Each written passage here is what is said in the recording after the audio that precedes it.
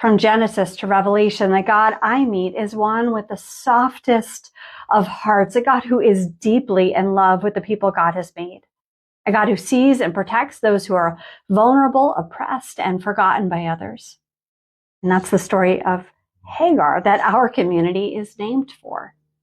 The long and short of it is that God had promised to Abraham that he would be the father of many nations and that all the nations of the earth would be blessed through him. But as time went by and no son came, Abraham's wife Sarah got anxious and she asked her husband to bear a son for them with her slave, Hagar.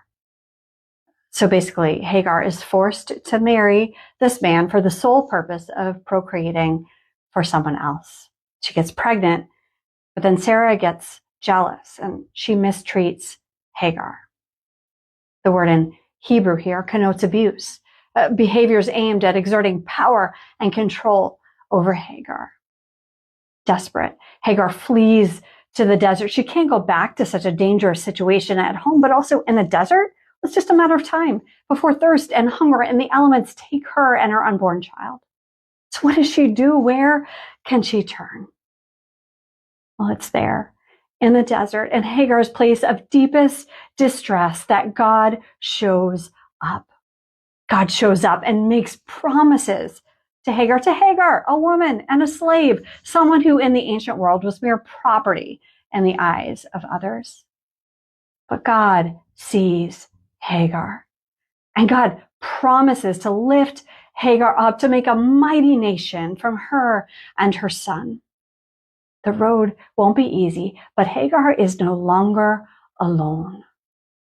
Moved by God's kindness right there, Hagar becomes the first and only person in Scripture to name God. Hagar, a woman and a slave, names God. She cries out, El Roi, El Roi, the God who sees me. My friend, maybe like Hagar, you feel forgotten today. Maybe you are alone in the desert. Well, in your desperation, may you know that El Roi, the God who sees you, this God calls to you today just as God called to Hagar. God says, my daughter, I see you, and I love you. I have good plans and purposes for you, so listen to me and walk with me because I will not let you go. God is with you today. God is with you, and we are too.